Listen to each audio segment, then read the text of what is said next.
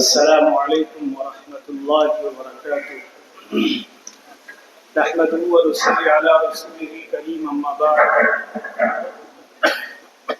قال الله تعالى في القرآن المجيد والفرقان الحميد: أعوذ بالله من الشيطان الرجيم، بسم الله الرحمن الرحيم، لقد كان لكم في رسول الله أسوة حسنة۔ یہاں اسٹیج پر بیٹھے ہوئے علماء کرام، حفاظ کرام اور اس کمیٹی نے جو اس جلسے کا اہتمام کیا ہے وہ حضرات اور خوبصورت نظامت فرما رہے مولانا سفیان صاحب اور میرے درسی ساتھی مولانا جلیل صاحب جن کے بیٹے حافظ یحییٰ سلم ہوئے ہیں، تمام حضرات اور بہت سنجیدگی سے آپ لوگ جو سننے کے لیے آئے ہیں، تبھی تمام حضرات اور میری وہ ماں بہنیں جو گھروں کے اندر یہاں کی آواز، یہاں کی گفتگو، یہاں کا کلام سن رہی ہیں، وہ سب دیکھیے بہت سیدھی سیدھی بات سادگی سے میں کرنا چاہتا ہوں۔ ہر چیز کا کچھ نہ کچھ مقصد ہوتا ہے۔ اللہ رب العزت نے جب انسان کو پیدا کرنے کا ارادہ کیا تو فرشتوں سے پوچھا کہ میں انسان بنانا چاہتا ہوں۔ فرشتوں نے کہا اللہ تعالیٰ ایسی مخلوق زمین پر بنائیں کہ جو فساد برپا کرے گی، خون خرابہ کرے گی۔ ہم لوگ آپ کی حمد و ثنا اور تسبیح بیان کرنے کے لیے کافی ہیں۔ تو اللہ نے صرف ایک لفظ کہا، انی اعلم ما لا تعلمون، جو میں جانتا ہوں وہ تم لوگ نہیں جانتے۔ یہ حضرت انسان کے بارے میں اللہ تعالیٰ نے فرمایا۔ انسانوں کی تخلیق کر دی، دادا آدم کو پیدا کر دیا، مائی حوا کو پیدا کر دیا۔ اس انسان کو پیدا کیے جانے کا مقصد کیا تھا؟ جب اللہ کی حمد و ثنا ہو ہی رہی تھی، دیکھو اس زمین کے اوپر اور آسمان کے نیچے اور زمین کے اندر، پانی کے اندر جتنی بھی مخلوقات ہے، ان مخلوقات کے اندر اللہ نے دو چیزیں نہیں رکھی۔ انسان اور جنات کے اندر دو چیزیں اللہ نے رکھی ہیں، ایک اس کے اندر عقل رکھی اور دوسرے علم حاصل کرنے کی صلاحیت ہے۔ درخت اللہ کو پہچان نہیں سکتے، آسمان اللہ کو پہچان نہیں سکتے، اللہ کے حکم کے فرما بردار تو ہیں لیکن وہ اللہ کی پہچان نہیں کر سکتے۔ یہ ہم نہیں کہتے، قرآن کریم کہتا ہے وَمَا خَلَقْتُ الْجِنَّ وَالْإِنسَ إِلَّا لِيَعْبُدُونَ، کہ ہم نے انسان اور جنات کو صاحب جلالین لکھتے ہیں اے اللہ لیعرفون، اپنی معرفت کے لیے پیدا کیا۔ کوئی نہیں پہچان سکتا ہے۔ پہاڑ چاہے جتنے بڑے ہوں لیکن اللہ کو نہیں پہچان سکتے، زمین چاہے جتنی بڑی ہو اللہ کو پہچان نہیں سکتی ہے۔ پہچاننے کی صلاحیت اللہ نے انسان اور جنات کے اندر رکھی ہے۔ پہچاننے کے لیے پوری کائنات کو اللہ نے سجایا۔ اب اگر کوئی یہ کہے بنی اسرائیل کی طرح، موسیٰ علیہ السلام سے بنی اسرائیل نے کہا تھا کہ آپ اللہ سے بات کرتے ہیں، ہم کیسے مانیں، ہم کو بھی وہ آواز سناؤ۔ جب آواز سن لی تو کہا ہم آنکھوں سے دیکھنا چاہتے ہیں کہ اللہ تعالیٰ ہے کیسا۔ تو اللہ رب العزت سامنے آ کر کے تم کو نہیں بتائے گا کہ دیکھو میں خدا ہوں۔ اللہ تعالیٰ قرآن کریم میں کہتا ہے کہ اے بندو، ہم نے پوری کائنات کو سجا کر کے اپنا ایک نبی بھیج دیا اور اپنا وہ ہدایت نامہ بھیج دیا۔ اس ہدایت نامے میں غور و خوض کرو، تم مجھے پہچان جاؤ۔ اول اگر ہدایت نامہ نہ آیا ہوتا تب بھی انسان پر لازم تھا کہ اس کائنات کو پیدا کرنے والے کو پہچان لے اور اس پر ایمان لے آئے۔ اگر قرآن نازل نہ ہوا ہوتا، نبیوں کا سلسلہ نہ ہوتا، تب بھی انسان پر لازم تھا کہ وہ اللہ کی پہچان کر لیتا۔ کیسے؟ آپ عمارت کو دیکھ کر کے مستری کو پہچان لیتے ہیں، کسی مستری نے بنایا ہوگا۔ کرسی کو دیکھ کر کے بڑھئی کا اندازہ کر وہی نے بنایا ہوگا۔ اللہ رب العزت کہتا ہے اتنے بڑے آسمان کو بغیر کسی پلر اور دیوار اور کھمبے کے ہم نے کھڑا کیا، تمہاری عقلیں حیران نہیں ہے؟ تمہاری عقلوں کو تعجب نہیں ہوتا ہے کہ یہ انسانوں کا کام نہیں ہو سکتا ہے، یہ کسی ایسی طاقت اور قدرت کے مالک کا کام ہے جو ہم کو دکھائی نہیں دیتا ہے؟ تم کو وہ پہچان خود آ کر کے نہیں کروائے گا۔ اللہ تعالیٰ کہتا ہے کہ دیکھو آسمان کی طرف۔ ایک جگہ عرب والوں کو مخاطب کیا اللہ نے۔ عرب والوں کے سامنے اونٹ ہوتے تھے جب وہ سفر کرتے تھے، پہاڑیاں ہوتی تھی، زمین ہوتی تھی، آسمان اوپر ہوتا تھا۔ اللہ نے چونکہ پہلے مخاطب قرآن کریم کے مکہ کے لوگ ہیں، اللہ نے اپنی پہچان کروائی، فرمایا افلا ينظرون الى الابل كيف خلقت۔ اے مکہ کے لوگوں، تم جس سواری پر سفر کرتے ہو، جس سواری پر اپنا سامان لاتے ہو، ذرا اس اونٹ کی طرف غور کرو کیسے اللہ نے اس کو پیدا کیا، کہاں اس کا سر ہوتا ہے، کہاں اس کے پیر ہوتے ہیں، عجیب الخلقت مخلوق کو اللہ نے کیسے پیدا کیا۔ عقلوں کو ان کے جھٹکا لگا کہ ہاں یار اس کا پیدا کیا جانا یہ کوئی انسانی کام نہیں ہے۔ پھر فرمایا وَإِلَى السَّمَاءِ كَيْفَ رُفِعَتْ، تمہارے سروں کے اوپر یہ جو چھت بنی ہوئی ہے، جس چھت کا کلر کبھی پرانا نہیں ہوتا، جس کا پلاسٹر کبھی نہیں چھٹتا، جس کے اندر کبھی کوئی درار اور شگاف نہیں ہوتا، جس کے اندر کہیں سے کوئی پرانا پن نہیں ہوتا۔ اے مکہ کے لوگوں، غور کرو اپنی نگاہوں کو آسمان کی طرف دوڑاؤ۔ کیا تم نے اس کے اندر غور نہیں کیا اس کا کوئی روکنے والا تو ہوگا، اس کا بنانے والا تو کوئی ہوگا؟ تمہیں ایک چھت ڈالنے کی ضرورت ہوتی ہے تو تم نہ جانے کتنا انتظام کرتے ہو تب ایک چھت روک پاتے ہو۔ یہ آسمان گواہی دے رہا ہے، چیخ چیخ کر کہہ رہا ہے کہ اے لوگوں پہچانو مجھ سے خدا کو، میرا خالق وہ ہے جو ان اللہ علی کل شیء قدیر، اللہ ہر چیز پہ قدرت رکھتا ہے۔ آگے فرمایا وَإِلَى الْجِبَالِ كَيْفَ نُصِبَتْ، کبھی پہاڑوں کو دیکھا کرو کہ ان پہاڑوں کو نصب کرنے والا کون ہے۔ جب پہاڑوں کی طرف دیکھو گے تو تمہاری عقل خود بخود تسلیم کر لے گی کہ ان پہاڑوں کو، اتنے بڑے اونچے اور لمبے اور چوڑے اور وزنی پہاڑوں کو نصب کر دینا، کھڑا کر دینا زمین کے اوپر، یہ انسانوں کا کام نہیں، یہ کسی ایسے مالک کا کام ہے جو ہر چیز پہ قدرت رکھتا ہے۔ فرمایا وَإِلَى الْأَرْضِ كَيْفَ سُطِحَتْ، اور جس زمین پر تم چل رہے ہو اس زمین پر غور کرو، جس زمین کو اس قادر مطلق نے، ہر چیز پہ قدرت رکھنے والے رب نے اس زمین کو پانی پر روک کر کے دکھایا۔ تم زمین کا ایک ٹکڑا پانی پر روک کر کے دکھاؤ، یہ کوئی انسانی کام نہیں ہو سکتا ہے، وہ اس خالق کائنات اور رب السماوات والارض کا کام ہے جس نے زمین کو پانی پر روکا۔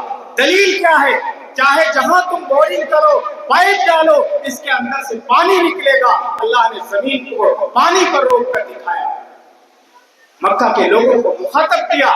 قرآن نے کہا آؤ ایسے اللہ کو پہچانو، تو پہچاننے کی صلاحیت انسان اور جنات کے اندر اللہ نے رکھی، اور ہدایت نامے کے اندر جو مکہ کی صورتیں ہیں، مکی صورتیں ہیں، ان صورتوں کے اندر اللہ نے اپنا تعارف کرایا ہے کہ مجھ سے خدا کو پہچانو، مجھ سے خدا کو پہچانو۔ ایک جگہ قرآن نے کہا انسانوں افلا وفی انفسکم افلا تبصرون، ان سب چیزوں کو نہ دیکھو تم اپنی جانوں کو دیکھا کرو، اپنے جسم کی بناوٹ کو دیکھا کرو، کس اللہ نے بہترین ڈھنگ سے تمہارے جسم کو اللہ نے تیار کیا ہے۔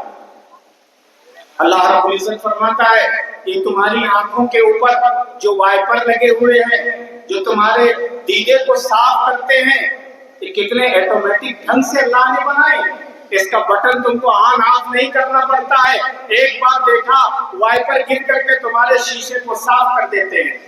ایسا نظام ایک انگریز ڈاکٹر جس کی یہ آنکھوں کی وائرنگ جو ہے بلب یہ کیا کہتے ہیں پپوٹے جو ہوتے ہیں، اس کی وائرنگ خراب ہو گئی دونوں آنکھوں کی، معلوم ہوا اپنی مرضی سے نہ وہ کھل سکتے تھے نہ گر سکتے تھے۔ رات کو اگر سونا ہوتا تو وہ ٹیپ لگا کر کے سوتا تھا۔ اس کا قول لکھا ہے، اس نے لکھا ہے کہ میری کل جائیداد کوئی لے لے میں دستخط کر کے دے دوں گا، صرف اللہ تعالیٰ یہ نعمت دے دے مجھ کو کہ اپنی مرضی سے میں اپنی آنکھوں کو کھول سکوں اور بند کر سکوں۔ یہ کوئی نعمت نہیں ہے، بہت بڑی نعمت ہے۔ یہ قرآن کہتا ہے الم نجعل لہ عینین، اے لوگو کیا ہم نے تمہارے لیے دو آنکھیں نہیں بنائی؟ اور ان آنکھوں کا معاملہ یہ ہے کہ اس کے چینل بھی اللہ نے آٹومیٹک رکھے۔ اسی آنکھ سے ہم ماں کو دیکھتے ہیں تو ہمارا چینل الگ ہوتا ہے، اسی آنکھ سے بہن کو دیکھتے ہیں تو دیکھنے کا انداز الگ ہوتا ہے، بیوی کو دیکھتے ہیں تو اس کے دیکھنے کا انداز الگ ہوتا ہے۔ قرآن کریم مخاطب کرتا ہے لوگوں، آنکھ جیسی نعمت تمہارے جسم میں رکھی ہے، آنکھ سے پہچانو کہ اللہ رب العزت نے کتنی بڑی نعمت سے نوازا ہے۔ وَلِسَانٌ وَشَفَتَيْنِ، اور ہم نے تم کو ایک زبان، دو ہونٹیں دی ہے۔ ان تین چیزوں سے دنیا کی کوئی بھی زبان بولو، کوئی بھی لینگویج استعمال کرو، تمہارا کی پیڈ بہت بڑا نہیں ہے۔ جب آپ کمپیوٹر چلاتے ہیں تو کتنا بڑا کی پیڈ ہوتا ہے جس پہ کتنے حروف لکھے ہوتے ہیں، کتنی انگلیاں آپ کو چلانی پڑتی ہیں۔ اللہ رب العزت کہتا ہے دو ہونٹ اور ایک زبان کے ذریعے انگریزی بولو، ہندی بولو، عربی بولو، فارسی بولو، ملیالم بولو، تیلگو بولو اور مرواڑی بولو، کوئی بھی زبان بولو، انہی تین چیزوں سے آپ بول سکتے ہیں۔ کیا اللہ کی قدرت کی نشانی نہیں ہے؟ اللہ کو پہچاننے کے لیے کافی نہیں ہے؟ اللہ رب العزت نے جب انسان کو پیدا کیا تو انسانوں کے اندر دو چیزیں ایسی رکھی جو اور مخلوق میں نہیں رکھی ہیں، ایک عقل، دوسرے علم۔ انسان اللہ کو پہچان سکتا ہے، جنات اللہ کو پہچان سکتا ہے، کیوں؟ اس نے کائنات کو جو سجایا ہے عجیب و غریب ڈھنگ سے سجایا ہے۔ جب غور کرو گے، قرآن کہتا ہے انسانوں قرآن پڑھا کرو اور غور کیا کرو تو مجھے پہچاننے میں تم کو آسانی ہوگی۔ اللہ رب العزت ایک جگہ فرماتا ہے کہ جب تم دودھ پیتے ہو، کبھی دودھ پینے سے پہلے غور کیا کرو کہ اس کی فیکٹری کہاں ہے، کس نے بنایا۔ تمام یہاں بسینڈی کے لوگ مل کر کے ایک بڑے کڑھائی میں بھوسا، برسیا اور تمام دانہ رکھیں اور ساری قوت اور عقل و طاقت لگا دیں، صرف 2 بوند اصلی دودھ بنا کر کے دکھا دیں، نہیں بنا سکتے۔ اللہ رب العزت کہتا ہے کہ میری قدرت کو میں کہاں سے کیا نکال سکتا ہوں۔ جسم کالا ہے بھینس کا، بھوسا پیلا ہوتا ہے، چارہ ہرا ہوتا ہے، پیٹ کے اندر نہ جانے کتنا پیشاب اور گوبر بھرا ہوا ہے، کتنا خون اور گندگی بھری ہوئی ہے۔ اللہ تعالیٰ کہتا ہے بَيْضَاءَ لَذَّةً لِلشَّارِبِينَ، اتنا سفید اور ذائقے دار دودھ ہم وہاں سے تیار کر کے نکالتے ہیں کہ اگر تم میرے اس دودھ بنائے جانے کی قدرت پہ غور کر لو تو مجھ کو پہچان سکتے ہو، مجھ کو پہچان سکتے ہو۔ لیکن ہم پی لیتے ہیں گٹر، چائے بھی پی لیتے ہیں، لیکن کبھی غور نہیں کرتے کہ اس کا بنانے والا کیسا ہے اور کہاں بنا کر کے اس نعمت کو تیار کر دیا۔ کسی لیب میں تیار ہوا ہوتا تو تھوڑا سا ہم کو یہ ہوتا کہ بھائی بڑی محنت اس میں جو ہے کیسے انسانوں نے بنا دیا۔ اللہ تعالیٰ کہتا ہے کتنی گندگیوں کے اندر سے وہ صاف ستھری چیز بنا کر کے ہم تیار کر دیتے، اور اتنا سفید کہ لوگ مثال دیتے ہیں کہ دودھ جیسا سفید ہے۔ اور اللہ نے صلاحیت یہ رکھی ہے، ایک جگہ ہم مثال پڑھ رہے تھے کہ اگر آدمی اچھوں کے ساتھ ہو جائے تو وہ اچھا بن جاتا ہے۔ ایک فارسی کہاوت ہے صحبت صالح ترا صالح کنت، صحبت طالح ترا طالح کنت، اچھوں کی صحبت تم کو اچھا بنا دے گی اور بروں کی صحبت تم کو برا بنا دے گی۔ تو غور کیا، دیکھا کہ پانی نے دودھ سے شکایت کی کہ یار تمہارا رنگ گورا ہے، سفید ہے، تو تم کو لوگ 50-60 روپے لیٹر خریدنے کے لیے تیار ہو جاتے ہیں۔ اور میں بھی انسان کے بہت کام آتا ہوں، میں اگر نہ ہوں تو کپڑے اس کے گندے رہیں، اگر میں نہ موجود ہوں تو جسم اس کے بدبو آنے لگے، میں اگر نہ ہوں تو اپنے گندگی کو صاف نہیں کر سکتا ہے، لیکن مجھ کو کوئی 1 روپیہ لیٹر بھی خریدنے کے لیے نہیں تیار ہے۔ تو دودھ نے کہا کہ تم میرے ساتھ مل جاؤ، میرے بھاؤ بک جاؤ گے۔ اگر کوئی اچھے کے ساتھ مل جاتا ہے تو اس کا بھاؤ بڑھ جاتا ہے۔ دودھ کے ساتھ جب پانی مل گیا تو پھر پانی کس بھاؤ بکتا ہے؟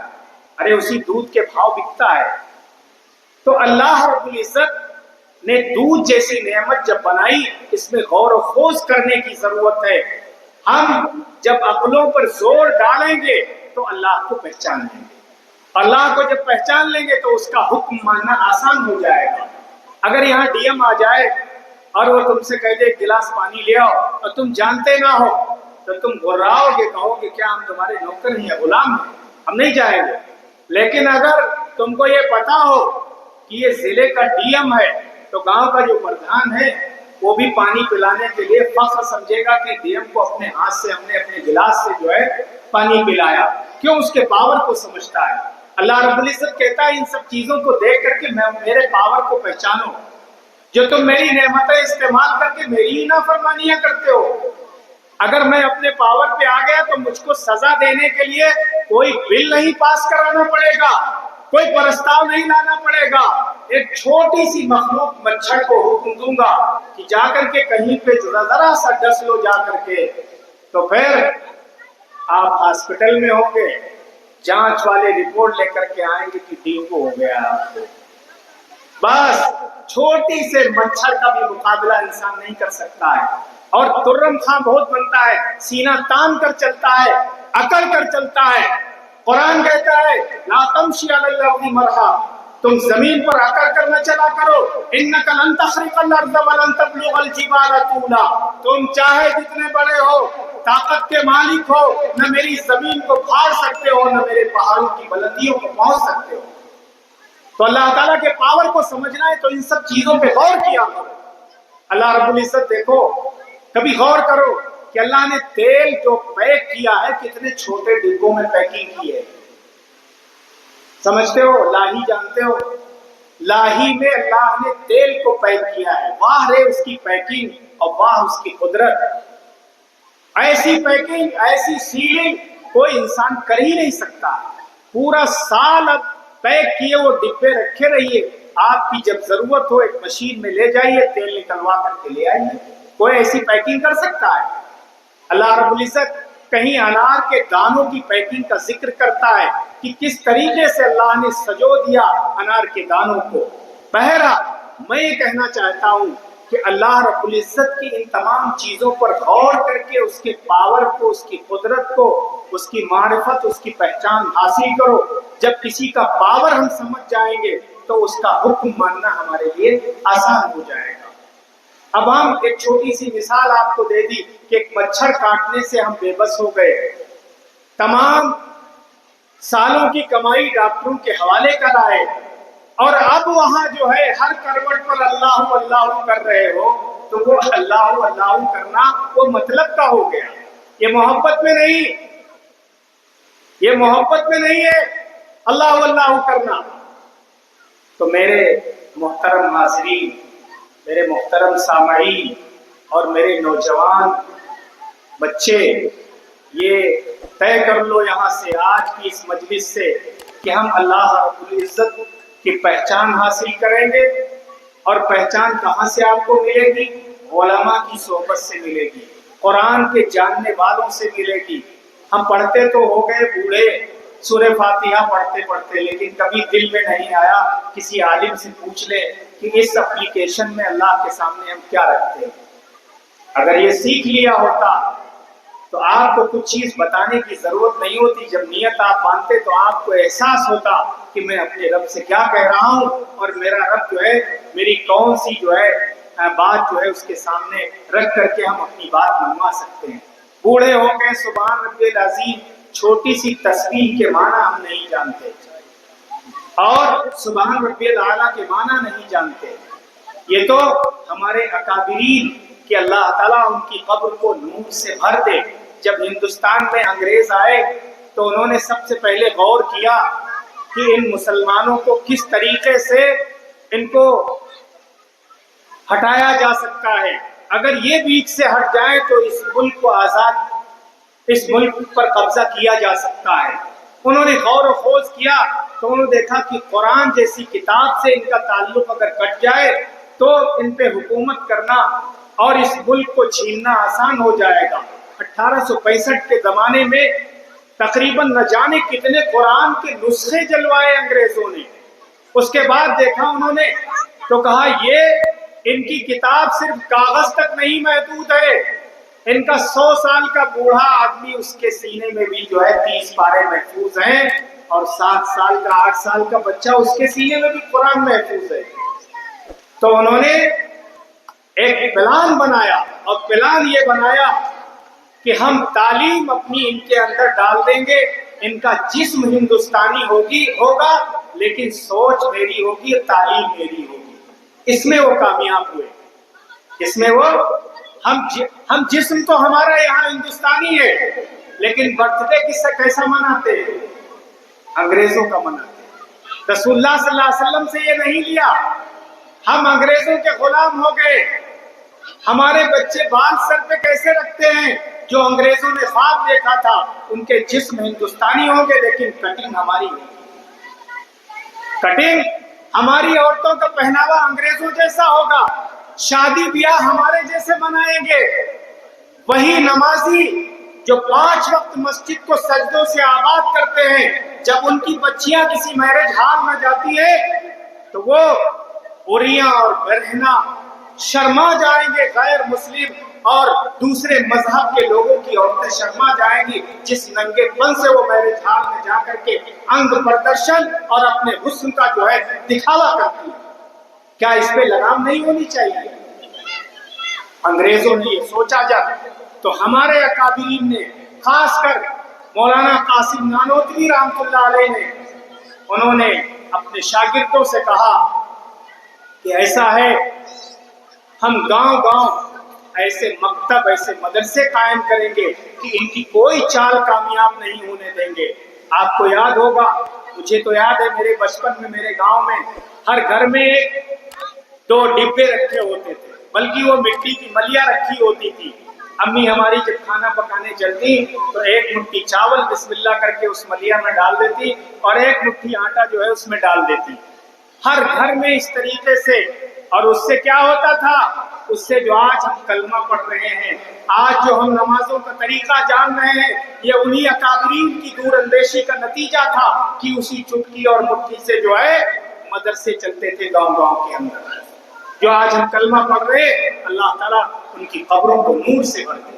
انگریز اس میں بھی کامیاب نہیں ہوا، کچھ حد تک کامیاب ہوا، لیکن بسینڈی کے لوگوں، میں تم سے ہاتھ جوڑ کر پوچھتا ہوں، اتنا بڑا، ہمارے پاس حافظ جاوید صاحب پڑھتے ہیں، ہم نے ان سے پوچھا کہ اچھا بتاؤ بسینڈی بڑا گاؤں ہے کیا؟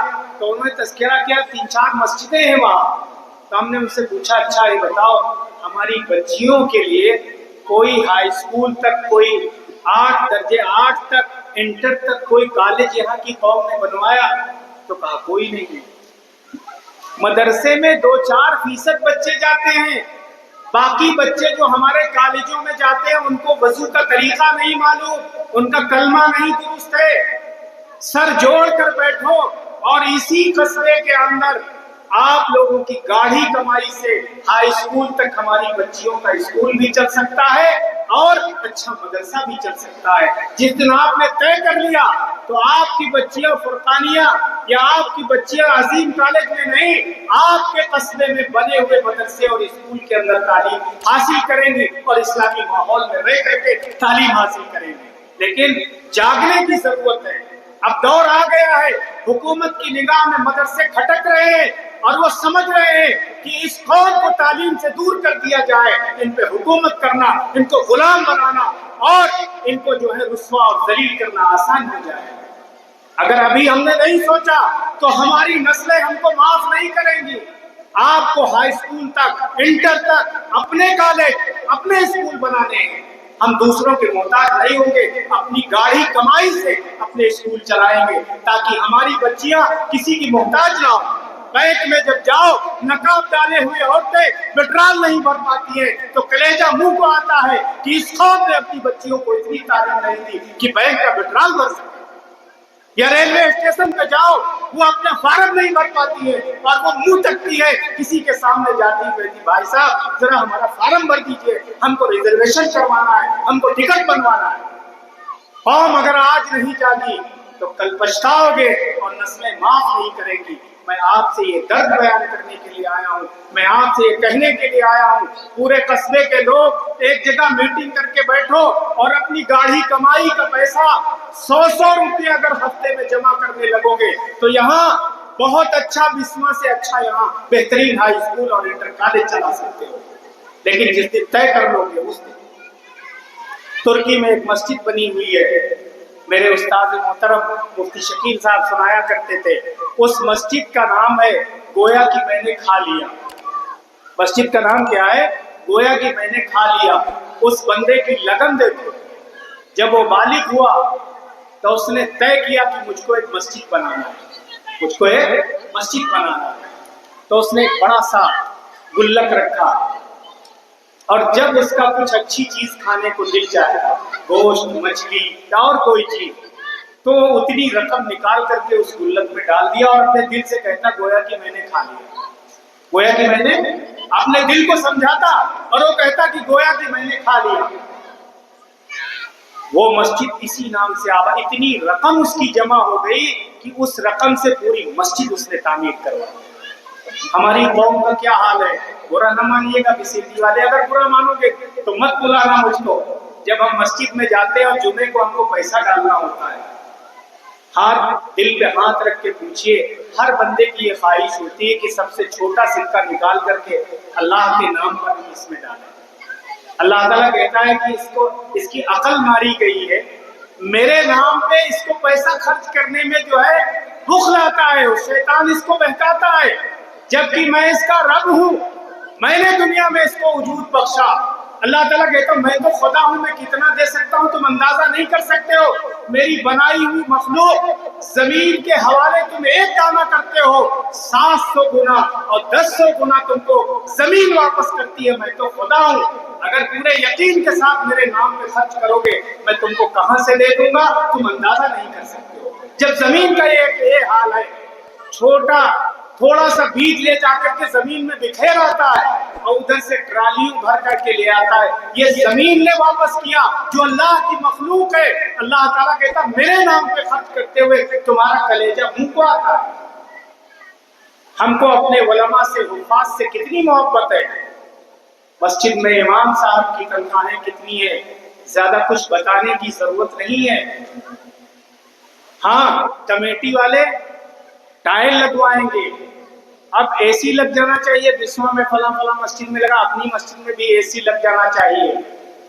مسجد اے سی سے ٹھنڈی ہے لیکن امام صاحب کا اپنے خرچوں سے دماغ گرم ہے، کیونکہ اتنی کم تنخواہ ہے، بیچارے مسلح پہ کھڑے، بچے کو بخار ہے، سلنڈر بھی ختم ہو گیا، تو اس اے سی سے مسجد ٹھنڈی ہے لیکن امام صاحب کا دماغ جو ہے گرم ہے، ان کا خیال قوم نہیں کرتی ہے۔ کیا سچ بتاؤ، ایک مزدور کی مزدوری کم سے کم امام کی ہونی چاہیے کہ نہیں ہونی چاہیے؟ اس سے بھی گئے گزرے۔ ہمارے محلے میں جب امام رکھنا ہوا تو ہم کو بھی بٹھایا، تو ہم نے کہا کہ بھئی ایک مزدور کی مزدوری کم سے کم دینا چاہیے، 300 روپے ہے تو 9000 روپے سے اسٹارٹنگ کریے اور ہر سال پیسے بڑھائیے، ان کے خرچے ہیں اپنے۔ ارے مولانا صاحب چوپان شہید میں تو 3500 پاتے ہیں، تو ہم نے کہا یار کسی کی مثال نہ دو، آپ اچھی شروعات کریے۔ تو کہا مولانا صاحب یہ ابھی نہیں ہو پائے گا، تو ہم نے کہا پھر مجھ کو نہ بٹھائیے۔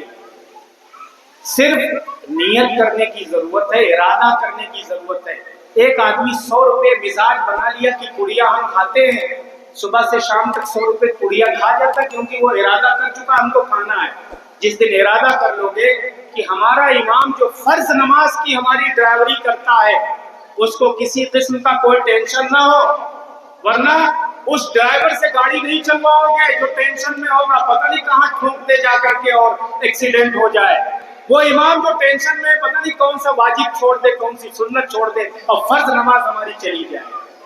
لیکن لوگ نہیں، احساس نہیں زندہ ہے ان کا۔